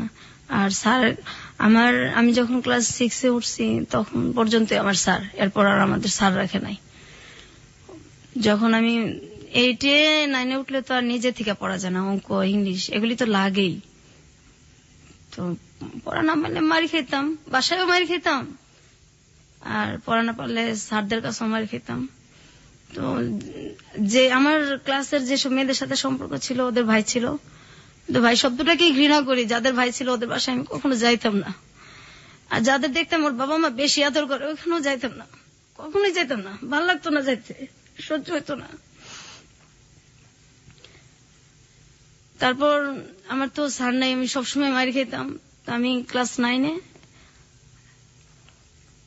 আমার অঙ্ক খারাপ হয়েছে, ওই মেয়েদের কাছ থেকে দেখে দেখে এইভাবে পরীক্ষা দিছি। অঙ্ক যখন খারাপ হয়েছে তখন আমি বাসায় আসছি, যে ম্যাডাম বলছে গার্জিয়ানদের সিগনেচার নিলে উঠাই দিবে, আমার অন্য সাবজেক্ট গুলি খুব ভালো,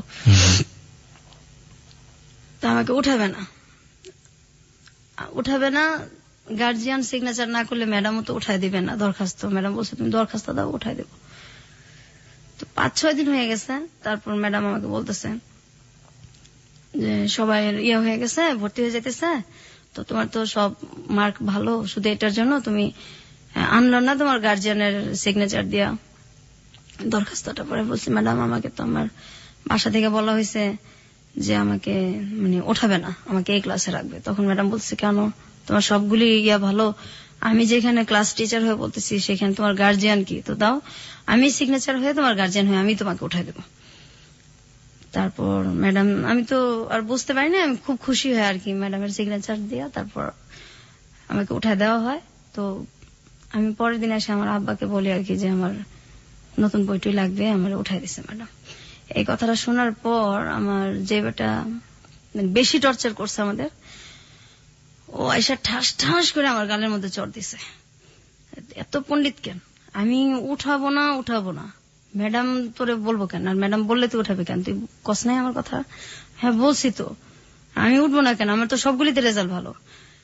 আমাকে কিবরিয়া ভাই এত মারছে, আমি মনে 10-12 দিন আমার জ্বর ছিল। আমার আব্বা কিচ্ছু বলে নাই, মাও কিচ্ছু বলে নাই, আর বলার তার কেউ নাই। তারপর তো স্কুলে গেছি আসছি। তো ওই এক সাবজেক্ট আমার সবসময় খারাপ হতো। আমি যখন পরীক্ষা দিব তখন 99 সাল, আমার সাথে সবাই পরীক্ষা দিতেছে, আমাকে দেওয়া হবে না পরীক্ষা। যে এটারে পরীক্ষা দেওয়াবো না, এটা 1 বছর ঠিকই রাখবো, এটা পরীক্ষা দেওয়াবো না। আমি অনেক কান্নাকাটি করছি, পরীক্ষা দেওয়াবো না। তখন 2000 সালে আমার যেটা বড়, ও বলতেছে না পরীক্ষা না দেওয়ালে কিভাবে হইব, সবাই দিতেছে। ও বলতেছে যে এখন তো সময় নাই, ওটা মানে রেজিস্ট্রেশন হয়ে গেছে। তো ও আমার দেখেন যেভাবেই হোক আমি পরীক্ষা দিব, আমি পড়বো। তারপর আমার তো ম্যাট্রিকের সব বই আছে, আমি পড়তেছি। হঠাৎ করে যখন ওই রেজিস্ট্রেশন মানে আমার করতে হবে, তখন আমি গেছি। যাওয়ার পর আমি গিয়া দেখি যে এটা একটা মাদ্রাসা। কারণ আমি তো আরবি কিছু পারি না। তা বলছি আপনি ঠিক করলেন এসএসসি আর এখানে তো দেখি আমি মাদ্রাসা, এখন আমি কিভাবে পরীক্ষা দিব? না এইভাবেই দিতে হবে। আমি এইভাবে কিভাবে দিব, আমি তো ফেলই করবো, আমি এগুলি কিছুই পারি না, আমি কিভাবে দিব? তারপরও আমি যে যদি না দেই আমাকে তার দেওয়া হবে না, আমি সাহস করে আমি পরীক্ষা দিছি। তো কিভাবে দিছি, আমি যেখান থেকে পরীক্ষা দিছি মুন্সিগঞ্জ থেকে, ওইখানে আমি আর্থিক অবস্থা দেখছি যে সবকিছু যারা আসছে এদের মধ্যে আমার মানে মোটামুটি আমি সচ্ছল আর কি সবচেয়ে। তো সবার এরকম অবস্থা ছিল যে আমি সবচেয়ে গরিব, কারণ আমার আব্বা তো কাপড় চোপড় দিত না আমাদের। তা আমার 2-3টা জামা নিয়ে গেছিলাম আর 1 জোড়া শুধু জুতা নিয়ে গেছিলাম। তো সেই জুতাটা ছিঁড়া যায় আর এটা আমি ঠিক করতে পারি না। তা আমার একটা ভাই একদিন যেটা আমাকে পরীক্ষাটা দেওয়াইলো, ওরা আমি বলছি আপনার কাছে টাকা আছে, আমার একজন স্যান্ডেল কিনা দেন, পরীক্ষা দেওয়ার সমস্যা হবে। তখন আমার 3টা পরীক্ষা হয়েছে। আচ্ছা না এইভাবেই দিতে হবে, এই সিরাটা পরে পরে ল্যাংড়া ল্যাংড়া যাবি পরীক্ষা দিতে, টাকা দিতে পারবো না। আমার কাছে টাকা দিছে, এগুলি আমার, এগুলি তোর স্যান্ডেল কিনা দেওয়ার জন্য দেয় নাই। এখন কি করবো, আমার তো স্যান্ডেল নাই। আমি স্যান্ডেল রাইখা আমি খালি পেয়ে গেছি পরীক্ষা দিতে। ম্যাজিস্ট্রেট আমাকে বলতেছে যে তুমি খালি পেয়ে আসছো কেন, যে ফকির সেও তো স্যান্ডেল পরে আসে, পরীক্ষা দিতে আসছো, ভদ্রতা জানো না? পরে বলছি স্যার আমি তো মানে আমার স্যান্ডেল তো ছিঁড়ে গেছে, এর জন্য তো আমি স্যান্ডেল পরে আসতে পারিনি। ওই পরীক্ষাটা আমি দিছি, পরের দিনও আমি সেম ভাবেই গেছি। তখন ম্যাজিস্ট্রেট আমার সাথে খুব খারাপ ব্যবহার করছে, যে এটা কি তুমি স্যান্ডেল পরে আসবা না, পরীক্ষা দিতে আসছো, এটা কোনো কথা হইলো? আমি খুব কান্নাকাটি করছি। তারপর আমি অন্য মানুষের কাছে চাইয়া, তারপর মানুষের কাছ থেকে স্যান্ডেল চাইয়া নিয়ে আমি পরীক্ষা দিছি। আমার ওইখানে জামার অনেক কষ্ট করছে আমি, আমার বাসা থেকে কেউ যায় নাই, আর আমি একা অজানা অচেনা একটা গ্রামে, আমি একদম একা, কাউরি আমি চিনি না, শুধু পরীক্ষা দিয়ে যে বাসাটা থাকা এদের সাথে পরিচয় যে হয়েছে, আর কাউরে চিনি না, কিছু চিনি না আমি। তো আমার বাসা থেকে কেউ যায় না বিধায় গার্জিয়ান না গেলে তো কোথাও কারো ভ্যালুই থাকে না। 7 দিন একাধারে শুধু ডাল দিয়ে ভাত খাওয়াইছে, আমার অনেক কষ্ট হয়েছে। আমার গার্জিয়ান নাই দেখে ওরা যেখানে জুতা রাখতো তার পাশে আমার শুইতে দিছে, আমি সেইখানে শুয়েছি, তবু আমি পরীক্ষা দিব। ওদের জুতার সাইডে আমি শুয়েছি, আর ওরা সবাই ঘাটে শুয়েছে। অন্য যেসব মেয়েদের গার্জিয়ান যেত ওদেরকে ভালো জায়গায় থাকতে দিচ্ছে, শুইতে দিচ্ছে।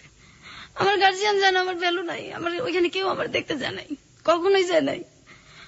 ওদের স্যান্ডেলের জায়গায় আমি শুয়ে শুয়ে পরীক্ষা দিছি আর কাঁদছি। তারপর আমি পাশ করছি। আমি বলছি আব্বা আমি কিন্তু পড়বো, আমার আপনি কষ্ট করে পড়াবেন, আমি পড়বো। আমি বলছে ঠিক আছে পড়ো। আমি খুব খুশি, কিন্তু আমার কলেজে ভর্তি করে না, কলেজে ভর্তি হওয়ার টাকাও দেয় না। আমি অনেক কষ্ট করে সব জায়গায় ভর্তির ডেট শেষ, অনেক কান্নাকাটি করে আমার আব্বুর কাছে, অনেক পায়ে ধইরা তারপর আমি ভর্তি হয়েছি। ভর্তি হওয়ার পর এখন আমার বই কিনা দেয় না, বই ছাড়া কিভাবে পড়বো? তারপরে অনেক কষ্ট করে পড়তেছি। যখন সবাই চলে যেত, ছুটি হয়ে যেত, ক্লাস যার যার এক এক সময় এক একজনের ক্লাস শেষ, যখন পুরা কলেজটা ফাঁকা হয়ে যেত, তখন আমি লাইব্রেরিতে যাইতাম। লাইব্রেরি স্যারের হাত ধরে কাঁদতাম যে স্যার আমি খুব গরিব মানুষ, সব শেষ হয়ে গেলে আমার আপনি একটু নোট করতে দিবেন, আমার তো বই নেই। আমার তখন মাত্র 6টা বই ছিল। স্যার বাকি বইগুলো আমি প্রত্যেকদিন এসে নোট করে করে নিয়ে যাব, আমার আপনি একটু সময় দিবেন। স্যার বলছে ঠিক আছে তুমি নোট করে নিয়ে যাও।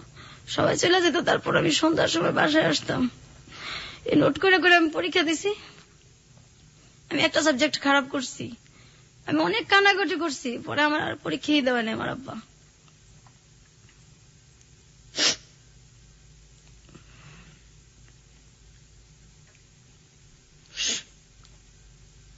পৃথিবীতে সবচেয়ে মধুর সম্পর্কগুলো হচ্ছে প্রথমত রক্তের সম্পর্ক, কারণ বাবা, ভাই, মা, এই সম্পর্কগুলো আসলে এই সম্পর্কই, এই সম্পর্কের ক্ষেত্রে কোনো কিছু চিন্তা করে যায় না। কিন্তু আজকে যে ঘটনাটা আমরা শুনছি, জীবন আসলে কখনো কখনো বোধহয় কোনো কোনো জায়গায় কোনো কিছুই, কোনো নিয়মকেই ক্ষমা করে না। আসলে এই ঘটনাটা আসলে সেরকমই একটা ঘটনা। আমরা কি আরো একটু সামনের দিকে যেতে চাই? আপনি যদি একটু নিজেকে সামনে রাখেন প্লিজ। প্রত্যেকটা মানুষের জীবনেই প্রেম ভালোবাসা আসে, আপনার জীবনেও কি এরকম কখনো এসেছিল? হ্যাঁ, আসছে। আমি আরেকটু কথা বলে নেই। জি। আমি কিন্তু এই যে বড় হয়েছি, কোথাও বেড়াতে যেতে পারতাম না। আমার ভাইরা বেড়াতে যেতে দিত না, পিকনিকে যেতে দিত না, আমার আব্বাও এটার কোনো কিছু করতো না। কখনো বেড়াতে যেতে পারতাম না, কোথাও দাওয়াত হলে যেতে পারতাম না। আর প্রেম, আমি যখন ইন্টারমিডিয়েট দিব তার কিছু আগে দিয়ে আর কি, আমার মানে প্রতিবেশী এক ছেলের সাথে আমার সম্পর্ক হয়। ওই প্রপোজাল দেয়, সম্পর্ক হয়। হওয়ার পরে আমি শুধু ঠিক করতেছি যে আমি ওকে আমার ফ্যামিলি সম্পর্কে বলবো। জি। তো যখনই বলি তখনই বলে তোমার ফ্যামিলি দিয়ে বা তোমার কোনো অতীত দিয়ে আমার দরকার নাই, আমার ওগুলি দিয়ে কোনো কিছু দরকার নেই। ও তখন অনার্সে পড়ে। আচ্ছা। আমি আমার ফ্যামিলিতে জানাবো। ও অনেক গরিব ছিল, আমাদের ফ্যামিলির তুলনায়। এখন আমার ফ্যামিলির ভিতরে কি এটা তো আর ও জানে না। জি। বাইরে থেকে তো বড় লোকই। ও সবসময় বলতো যে আমি তোমার সাথে কোর্ট ম্যারেজ করবো, তোমার ফ্যামিলিতে বললে তো আমাকে বিয়ে দিবে না। আমি বলছি না, আমি রাজি করাবো। তো আমার কিছু কথা আছে, এটা তুমি শোনো, তারপর ভাল লাগলে সম্পর্ক আগায়। বলছে না পরে। তো এই শুনে না যখনই বলতে চাই যে আমার একটু একটু টাচ দেই, কিন্তু ওই যে জিনিসগুলি, ওগুলি সুযোগটা হয় না। আর আমিও বলার যে ইয়াটা মনের, ওইটাও আমি সঞ্চয় ওই তখন পাই না। যে আমি তো একা, যদি ও চলে যায় তো আমি তো এরপরে তো একদমই একা হয়ে যাব। কত বছরের সম্পর্ক ছিল ওর সাথে? 2 বছর। ওকে। তারপর একটা সময় আমার তখন আমার আব্বা তো পড়াবেও না, বিয়েও দিবে না।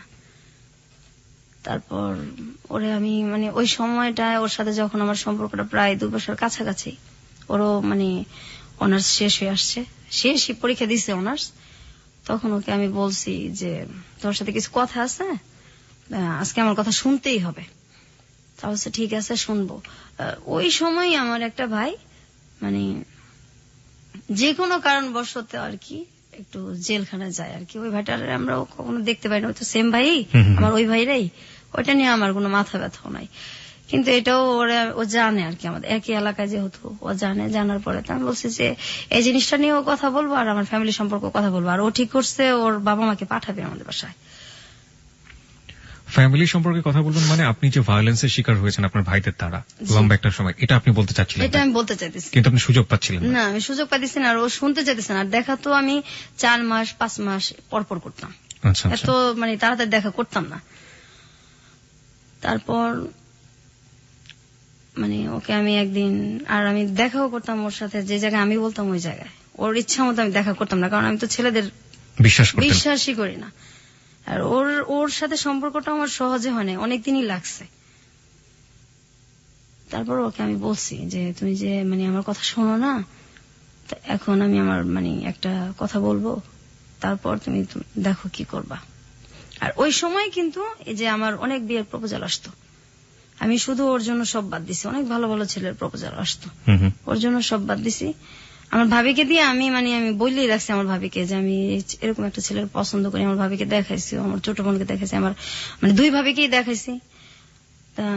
তারপর আমার বড় ভাবি মেয়ে দেখছে বেশি, বলছে না অসুবিধা নাই, শিক্ষিত আছে, গরিব দেখে কি হয়েছে, আমরা একটা কিছু করে দেবো না। আর এভাবে আপনি কতদিন বাঁচবেন, এভাবে তো বাঁচা যায় না, বের তো হইতে হবে। তারপর ওকে আমি বলছি, বলার পরে ও হঠাৎ করে আমাকে বলতেছে যে বলছেন কি আপনি আমার যে লাইফে যে আমার ভাইদের দ্বারা যে আমরা নির্যাতিত হয়েছে আর কি, এই জিনিসটাই মেন আমার বলার। নির্যাতিত শব্দটা আসলে এখানে যায় না, এর চেয়ে বড় কিছু বলা উচিত। আমরা ঠিক জানি না শব্দটা আসলে কি হবে। ওকে, আপনি রেপের ঘটনাগুলো আপনি তাকে খুলে বলেছেন, এবং আপনার সহ আপনার বোনেরও ব্যাপারটা আপনি বলেছেন। পুরো ফ্যামিলিটার সম্পর্কে আমি ওরা টাচ দিছি যে বাইরে থেকে তো তুমি দেখো, এই তো বিয়ে হইলে কিন্তু আমার এটা না বললে তোমার এখনই আমি বলি, যাতে আমি তো এটা কখনো না কখন বলবোই। তো তোমার কাছে তো এটা আমি গোপন রাখবো না, যার সাথে আমার বিয়ে হোক। তো এই হইল। আমি যে ওর জন্য যে ছেলেগুলিকে মানে বিয়ে করি নাই, যখন আমার বিয়ের প্রপোজাল আসছে এটাও জানে, এবং ও 2-1টাকে দেখছো। ওই সময় আমার বলতেছে, দেখো আসলে আমি তো তোমার ভালোবাসি নাই, আমি তো একটা মেয়েকে ভালোবাসতাম।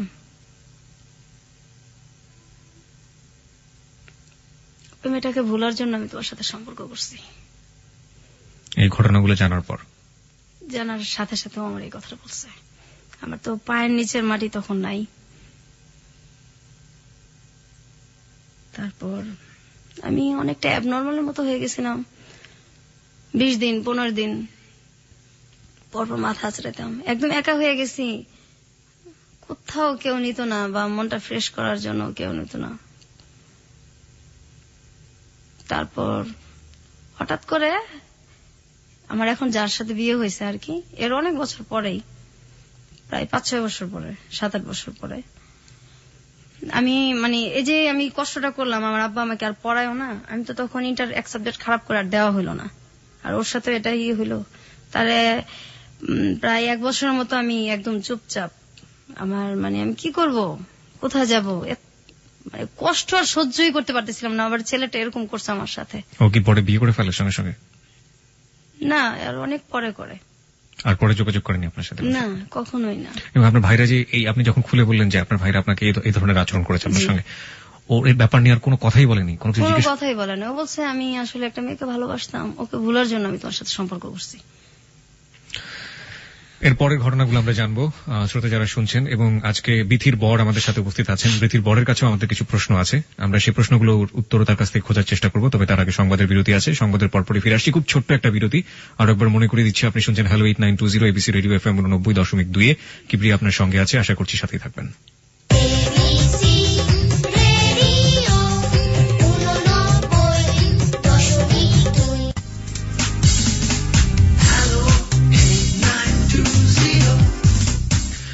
হ্যালো 8920 তে আরো একবার স্বাগত। 1:04 হচ্ছে সময়। কিবরিয়া আপনার সঙ্গে আছে, আর আপনি শুনছেন আপনার প্রিয় স্টেশন এবিসি রেডিও FM 90.2। এই হ্যালো 8920 হচ্ছে আপনার গল্প বলার প্ল্যাটফর্ম, আমরা বলি এটাকে। এবং আপনি আপনার জীবনের গল্প এখানে বলতে পারেন। এখানে আমরা কোনো কাকতালীয় অধিভৌতিক কোনো গল্প বলি না, এবং আপনি আপনার জীবনে যেটা ঘটে গেছে সেই গল্পগুলো এখানে বলবেন। এবং সেই গল্প থেকে যারা আমাদেরকে শুনছেন, লাখো লাখো শ্রোতা, তারা বিভিন্ন শিক্ষা নিয়ে থাকেন। আজকের গল্প থেকে আমরা কি শিক্ষা নেব?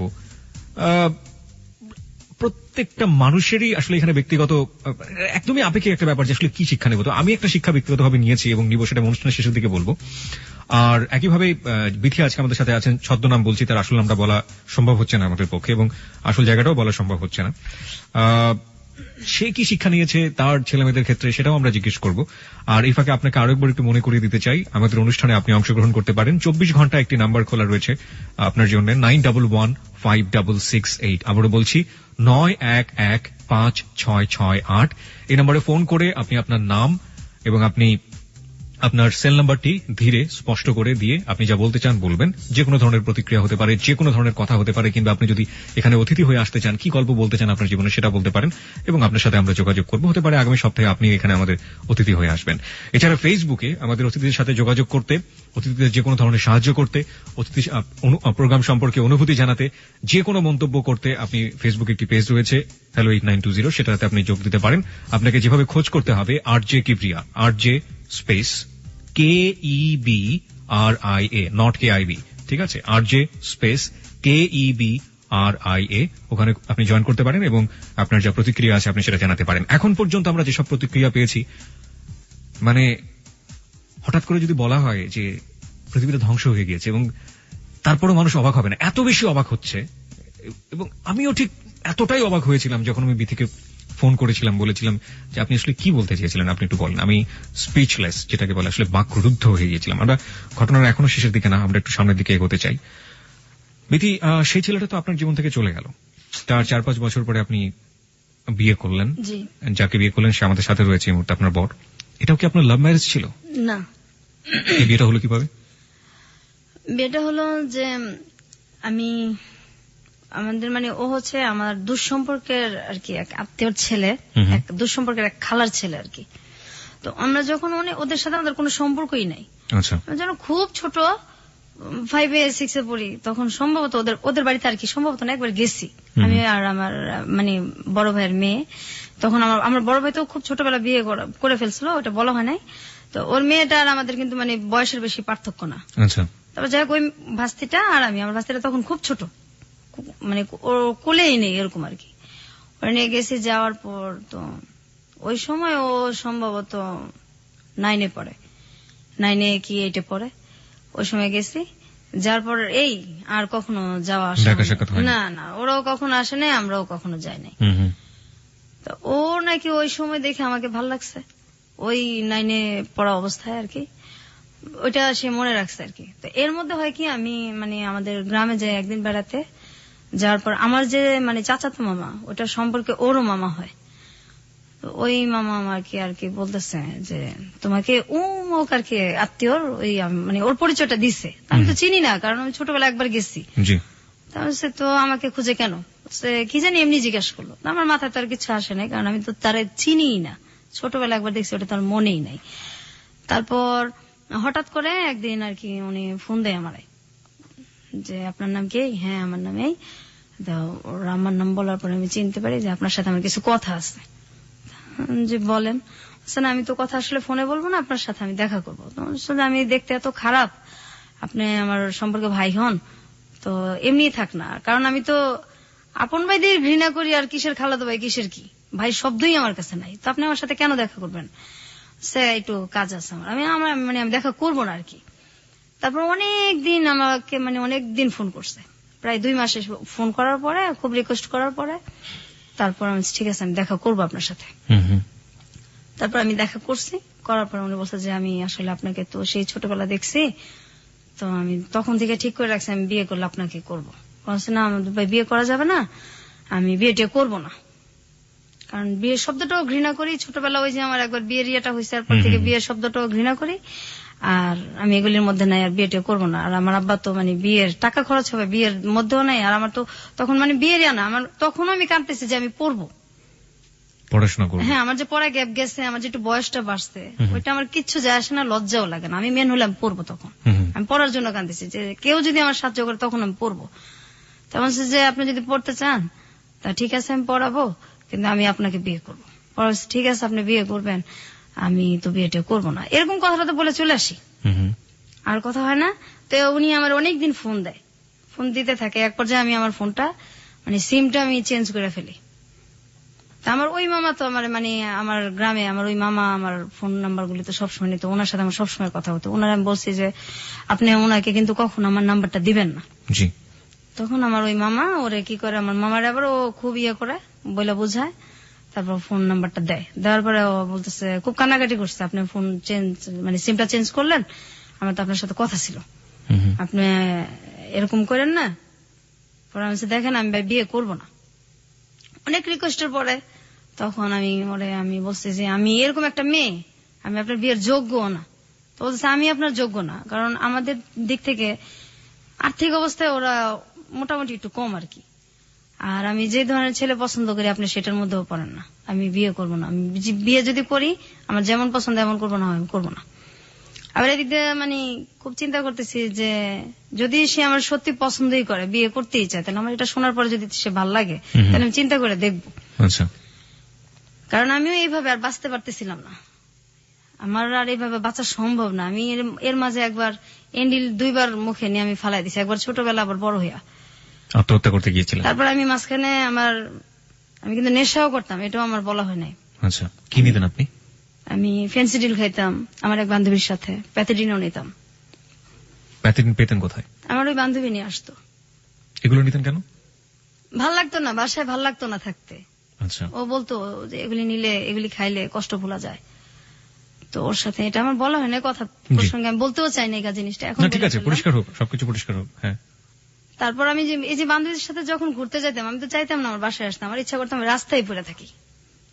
আমার বাসাটা আমার দোজকের চেয়েতেও খারাপ লাগতো, রাস্তায় পড়ে থাকি, আমার বাসায় ভালো লাগতো না। তো এই জিনিসগুলি আমি ওনার সব বলছি ফোনেই, এবং আপনি এই যে রেপের কাহিনী সব বলছি ওনাকে। আমি আমার কিচ্ছু বাকি রাখি আর কি, আমার ফ্যামিলির, আমার যে একটা প্রেম করছি, সব বলছি। বলার পরে উনি হাসছে, বিশ্বাস করে নাই। বলছে না এগুলি কি মানে তুমি হয় না। আমাকে বিয়ে করতে চাও না সেজন্য এগুলো হ্যাঁ, বলছো? তুমি আসলে রাজি না তো, এর জন্য এরকম করো, তোমার এগুলি কিছু আমার যায় আসে না, আমি তোমার বিয়ে করবো। পরে বলছি না এগুলি সব সত্যি। তারপর যখন আমি খুব কান্নাকাটি করছি তখন উনি আর কি বিশ্বাস করছে এক পর্যায়ে। করার পরে বলছে যে এগুলি আমার কোনো কিছু যায় আসে না, আমার তোমার ভালো লাগছে, আমি বিয়ে করবো, বাস করবো। তা আমার বাড়ির কেউ রাজি না। আমি বাসায় এটা জানাইছি ব্যাপারটা, আমার বাসায় কেউ রাজি না। আমার ভাবি, আমার দুই ভাবি তো আমার মানে আমার মায়ের ভালোবাসা আমার দুই ভাবির কাছ থেকে আমরা পাইছি। আচ্ছা। মা বলতে আমার ওই দুই ভাবি। অনেক যদি রাগারাগিও করি, মানুষ তো বাবা মাকে এটা মানে বাবা মায়ের সাথে বুঝায়। জি। তা আমার ভাবিদের সাথে রাগারাগি করলেও তারা কখনো আমাদের সাথে রাগ করে থাকে না। আমার দুই ভাবি আমাদের রাগ কষ্ট সব বুঝে এবং বুকে আবার তুইলেই নাই, ভাবিলেই নাই। তারপর আমার ভাবিদেরকে আমি বুঝাইছি যে এইভাবে কতদিন আমি বাঁচবো, আমার এইভাবে বাঁচাও সম্ভব না। এই ছেলেটা এরকম, সবাই বলতেছে যে ছেলেটা পড়াশোনা বেশি করে নাই, আবার আমাদের সাথে আর্থিক দিক দিয়েও যায় না, এটা কিভাবে হইব। ফার্স্ট দেখেন এইভাবে আমি তো আর থাকবো না। আর ওর ছেলেটা আমার এত মানে চাইতেছে, তো কেউ রাজি না, কাউরে মানে আমি বাসার কনভিন্স করতে পারতেছিলাম না। তারপর এক পর্যায়ে ও আমার কিভাবে জানে আমার বড় বোনের হাজবেন্ডের ফোন নাম্বার নেয়, ওনার সাথে মানে খুব যোগাযোগ করার পরে উনি আমার আব্বাকে আর কি খুব রিকোয়েস্ট করে, উনি ওর সাথে দেখা করছে, কথা বলছে যে ছেলেটা যেমনই হোক ছেলেটা ভালো, আপনি দিয়ে দেন, বিয়ে দিয়ে দেন। আর এদিকে আমিও আমার মানে বাসায় বলছি। তারপরে এক পর্যায়ে বিয়েটা হয়। তো বিয়ে হওয়ার পরেও মানে আমি ওদের বাসায় অনেক কষ্টে ছিলাম, এখন তো একটু আলাদা হয়েছি। ওর মা আর বোনের, ওর বাবা নাই। আচ্ছা, আমি এই প্রসঙ্গে আসতে চাই, আমি একটু আপনার বরের কাছে যেতে চাই। আপনি অনেকক্ষণ ধরে বসে শুনছেন এবং মাঝে মাঝে চোখ মুছছিলেন আপনার ওয়াইফ যখন কাঁদছিল। আপনি যে এই যে ব্যাপারগুলো জানলেন এবং জানার পরেও আপনি ওকে বিয়ে করেছেন, সাধারণত এরকম হয় না। যেমন যাকে সে 2 বছর ধরে লাভ করেছে এবং সেই ছেলেটাও জীবন থেকে চলে গেছে এটা শোনার পরে, এবং কোনো প্রশ্নও করে নাই যে আসলে কি, জাস্ট কেটে পড়ার জন্য সে বলেছে অন্য একটা ছেলেকে মেয়ে লাভ করে সে। তো আপনি কেন তাকে বিয়ে করলেন? আমি করলাম তার কারণ হচ্ছে আমি আসলে তাকে ভালোবাসি, ছোটবেলা থেকে দেখছিলাম একবার, তারপর থেকে আমার মনের মধ্যে ওর জন্য একটা জায়গায় তৈরি হয়েছে। তো যে কথাগুলো ও আপনাকে বলছে, আপনি যখন মানে প্রথম যখন কথাগুলো আমাকে বলছে, আমি তো বিশ্বাস করতে পারিনি। এটা বিশ্বাস করার কথা না, জি, কারণ বাবা মা এরকম হয় বা ভাইরা এরকম করতে পারে, এটা তো ভাবাই যায় না। আমি প্রথমে শুনে তো প্রথমে এটা আমি ওইভাবে নেই না, আমি প্রথম বুঝতে পারছি যে ও আমাকে পছন্দ করে না, বিয়ে করতে চাচ্ছে না, এই জন্য হয়তো আমাকে মিথ্যা কথা বলতেছে। যখন এক পর্যায়ে খুব কান্নাকাটি করলো, সত্যি কথা বলে মানে বুঝাইতে পারলো, তখন আমি তো মানে নিজেই হতভম্ব হয়ে গেছি, এটা কি করে হয়, আপন ভাই এগুলি। তো আমি পরে বললাম যে দেখো ভাই, ওইটা একটা অ্যাক্সিডেন্ট বা একটা দুঃস্বপ্ন মনে করতে পারো তুমি, ওইটা নিয়ে আমার কোনো মাথা ব্যথা নেই, কারণ এখানে তোমার কোনো দোষ ছিল না, তুমি পরিস্থিতি শিকার।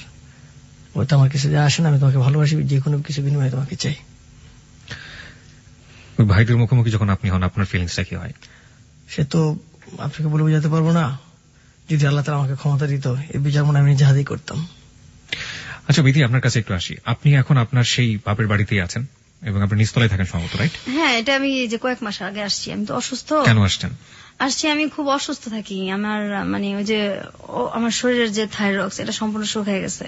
টেনশনে আমার ডায়াবেটিস হয়েছে, আবার হাই প্রেশার হয়েছে, এত অল্প বয়সে, সব টেনশনের কারণেই হয়েছে। তো মাঝে মাঝে এত অসুস্থ হয়ে পড়ি যে আমি মানে রান্না বান্নাও করতে পারি না, এরকম অবস্থা হয়। তো কাছে থাকলে আমার 2টা ভাবি আছে, ওনারা খুব ভালোবাসে, ওনারা আমাকে দেখে। আপনারা যে বাসাতে থাকেন সেখানে কি আপনাদেরকে ফুল ফ্যাসিলিটি মানে যে সুযোগ সুবিধাগুলো দেওয়া হয়? মানে আপনার শ্বশুর কি দেয় সুযোগ সুবিধাগুলো? না না, না, না, না। কোনো সুযোগ আমার সুবিধা? ভাইদেরকে যেভাবে দেখতো আগে থেকে ওইভাবেই দেখে। আর আমি তো এই বাসাটা যে ভাড়া নিছি, আমাকে ভাড়াও দিবেন আমার বাবা। মানে আপনাকে ভাড়া দিতে হয় নিজের বাড়ি? অবশ্যই। আমার ভাইরা থাকে 2 ফ্ল্যাট নিয়ে, ভাইরা 2টাও থাকে। তারা কারেন্টের বিলও দেয় না বা ভাড়া তো প্রশ্নই আসে না, যেখানে বিলটাই তাদের কাছ থেকে নেওয়া হয় না, কিন্তু আমার কাছ থেকে সবই নেওয়া হয়। এবং আমি যে ভাড়াটা নিচ্ছি এটা অনেক রিকোয়েস্ট করে নিচ্ছি, আমার আব্বা আমাকে ভাড়াও দিবে না। আমি খুব রিকোয়েস্ট করে, খুব কান্নাকাটি করে তারপর ভাড়াটা নিচ্ছি, আমাকে দিবে না এখানে ভাড়া। আর আমার ভাইরা তো বলছে অনেক আগে যে মানে আমি একদিন বলছিলাম যে ওদেরকে দিলে আমাদেরকে দিবেন না, এখন তো আমরা বড় হয়েছি, এত কষ্ট এখনো দেন, আপনিও তো একসময় মারা যাবেন। আমার ভাইরা বলছে যে এই চোখ 2টা উঠায় ফেলবো আর তাই না ছাদের মধ্যে রোদ্রে দিয়ে রাখবো, এই বাসার তুই কে, কোনো কথা বলতে পারবি না এই বাসায়, আর এই বাসার তোরে আর মানে আর আমার ছোট বোনটারে কিছু দেওয়া হবো না, কি তোরা কে এই বাসার। আমার আব্বার সামনেই বলছে। আরে আমার আব্বার সামনে এটা তো নতুন কিছু না, আগে থেকে তো এর চেয়ে তো অনেক কিছুই হয়েছে। আপনি এখন আগের চেয়ে অনেক স্বাবলম্বী বলতে পারি, কারণ আপনার হাজবেন্ড আছে যে সবকিছু জানে, আপনাকে লাভ করে, আপনার হাজবেন্ড রোজগার করে, তার রোজগারের পাশে আপনাদের সংসার চলে, সুতরাং আপনি আপনার বাবার উপর ডিপেন্ডেন্ট না। অবশ্যই। এখন যদি আপনাকে বলা হয় যে আপনি আইনের দ্বারস্থ হন এবং আইনের দ্বারস্থ হয়ে আপনার যে অধিকার সেটা আপনি আদায় করে নেন, আপনি সেটা করবেন? না, আমি করতে পারবো না, কারণ তাহলে আমার যে ভাইরা এই সমস্ত কাজগুলি করছে তারা মোটামুটি ভালো ফর্মে আছে, তো আমার হাজবেন্ডকে হয় মারে ফেলবে, না হয় আমাকে মারে ফেলবে, আমি থাকতে পারবো না, বাঁচতেও পারবো না। এবং আমি যে এখানে আসছি এটা যদি জানাজানি হয় তাহলে যে আমার কি হবে আমি চিন্তাই করতে পারি না। এই রিস্কটা আপনি কেন নিলেন? আপনি কেন এত বড় জানার পরেও আপনি কেন রেডিওতে এসে লাখ লাখ মানুষের সামনে আপনি আপনার জীবনের কাহিনী বললেন? আমি মেন আসছি আমার ছোট বোনটার জন্য, যে আসলে একসাথে বড় হয়েছি, ওর কথাগুলি রেজিস্টার না আনলে আমারটাও চলে আসে, এই কারণে হয়তো আমার গুলিও বলা হয়ে গেছে। আমার ছোট বোনটার জন্য আসছি, আমার ছোট বোনটার জন্য আমি অনেক জায়গায় গেছি, ওর চিকিৎসাটা হোক। ও যে মানুষ এটা তো ভুলেই গেছে, ও যে মানুষ, ওর যে বাঁচার অধিকার আছে, ও তো মানুষ। তো ওর জন্য মানে যদি কেউ ওর চিকিৎসার জন্য সাহায্য করে, বা ওর যে কষ্টটা, আমার যে কষ্টটা, এটা মানুষ জানুক। আর আপনি যেভাবে মানুষের ধৈর্য সহকারে যে কথাগুলি শুনেন, আমি তো আমার হাজবেন্ড ছাড়া কাউকে এগুলি বলতে পারিনি, আর আমার ভাবিরা ছাড়া। তো আপনার কথা শুনে আমার খুব ভালো লাগছে। আমি চিন্তাও করি নাই যে আমি মানে কেন যাব, কি করব, আমার ভালো লাগছে, আমি চলে আসছি। কিন্তু যখন আমি জানিয়েছি যে আমি আসবো, তখন আমি চিন্তা করছি আমি যে দিলাম, আমি কথা বলতে পারবো, আর বলার পর আমার কি হবে, এই চিন্তাটা আমি পরে করছি। তো এখন আমি আমার মেন আমার বোনটার জন্য আসছি। আর আমার মানে মানুষ তো সবাই প্রেমের কথা বলে, যে পরিবারে যে কি মানুষ যে কি কষ্ট নিয়ে বাইচে আছি, আমরা এখনো বাঁচতেছি। আমি এখনো কিবরিয়া ভাই ঘুমাইতে পারি না, এত বড় হয়েছি। দিনের বেলা আমার হাজবেন্ডকে জিজ্ঞাসা করেন, আপনি কখনো ঘুমাই না, রাত্রেও আমি 4টা পর্যন্ত প্রত্যেকদিন সজাগ থাকি, 4টা 3:30। আমার মানে কোন শব্দ পড়লেই মনে হয় আমার ভাই বোধহয় আসলো, এই বোধহয় আমার গায়ে হাত দিল। আমি এখনো ঘুমাইতে পারি না, আমি এখনো ঘুমাই না। আমি ক্লাস 7 এর পরের থেকে আমি কোনোদিন দিনে ঘুমাই নাই, রাত্রেও আমি ঘুমাই না। রাত্রে আমার 2:30 3টা, আর আমার বোন তো ঘুমাই না। আমার বোন সারা রাত বসে থাকে, সারা রাত কান্নাকাটি করে। এই যে এত নামাজ চেষ্টা করি পড়তে, আল্লাহর কাছে এত কান্নাকাটি করি যে কত মানুষের বিচার হয়, এদেরও বিচার হয় না, আমার বোনটারও লাইফটা চেঞ্জ হয় না। আমি আমার বোনটার আমার কষ্টটা, সবাই প্রেমের কথাই বলে, আসলে যে বাবা মা যে কত নির্মম হয়, ভাইরা কত নির্মম হয়, আমি শুধু এইটাই বলার জন্য এখানে আসা। আর আমার বোনটা যে অসুস্থ, কেউ যদি সহযোগিতা করে আমার বোনটার জীবন হয়তো চেঞ্জ হইতেও পারে। আজকের এই গল্প শুনে আমাদের শ্রোতারা কি শিখবে সেটা একেবারেই তাদের ব্যক্তিগত ব্যাপার। তবে একটা প্রশ্ন আপনার কাছে আমার আছে, এবং সেই প্রশ্নের উত্তরটা আপনার কাছে আসলে আমার মনে হয় সেটা তাদের জন্য অনেকখানি সহজ হয়ে যাবে ব্যাপারটা, শেখার ব্যাপারটা। আপনারা এখন পর্যন্ত নিঃসন্তান দম্পতি, জি, আপনাদের সন্তান হয়নি, এবং নিশ্চয়ই ভবিষ্যতে পরিকল্পনা রয়েছে আপনাদের সন্তান হবে, ফুটফুটে সন্তান হবে। আপনার পরিবারে আপনি ছেলে মেয়েকে কিভাবে মানুষ করবেন? আসলে আমরা তো বাচ্চা নিতেছি না, আমি অসুস্থ বিধায় খুব অসুস্থ থাকি। আর আমার থাইরক্সের সমস্যা আছে যেহেতু, এই কারণে আবার ডায়াবেটিক্স আছে। আমি তো নিজেই অসুস্থ, বাচ্চাটা আমি কিভাবে পালবো, আমার মা নাই। তো তারপরে বাচ্চাটা নেওয়া যায়, আমি নিতেছি না, অসুস্থ। আর যখন আমি আরেকটু সুস্থ হব, তখন যদি বাচ্চা নেই, আমার বাচ্চা আমি তো এভাবে মানুষ করবো না। আমি আমার আর্থিক অবস্থা যেমনই থাকুক, কিন্তু আমার বাচ্চাকে আমি বুঝতে দিব না যে ভালোবাসার অভাব। এটা তো একটা দিক। একটা হচ্ছে ধরুন আপনার পরিবারে একটা ছেলে থাকলো এবং একটা মেয়ে, একদম সমানভাবে দেখবো। আর আমার ছেলে এরকম ভাবে আমি বড় করবো, সে যে কুদৃষ্টিতে তাকাবে আর প্রশ্নে আসে না। আর যদি সে করে এরকম, তার ক্যারেক্টার যদি এরকম হয়, আমি বাড়ি থেকে বের করে দিব। This track was downloaded from FusionBD.com. আমি একদম বাড়ি থেকে বের করে দিব, তার কোনো পরিচয় আমি কখনো দিব না। গল্পটা এখানেই শেষ। আপনাদের দুজনকে অনেক অনেক ধন্যবাদ। আপনাকেও ধন্যবাদ। আমি শুধু একটা জিনিস এখানে মেসেজটা দিতে চেয়েছিলাম যে আসলে কি করা উচিত। যারা অন্যায় করে, যারা অন্যায় করবে, তা সে যেই হোক না কেন, নিজের সম্পর্কের হোক বা যেই হোক না কেন, অন্যায়ের বিচারটা যেন সেখান থেকে হয়। আমার মনে হয় লাস্টে বিথি যে কথাটা বলেছে সেটাই আসলে হওয়া উচিত ছিল, এবং হলে হয়তো এই ধরনের ঘটনার জন্ম হতো না। বিথি তার পরিবার থেকে বাইরে এসে বিভিন্ন জনের সাথে মিশেছে, এবং যে কারণে সে আজকে স্বাভাবিকভাবে এখানে এসে গল্পগুলো বলতে পেরেছে।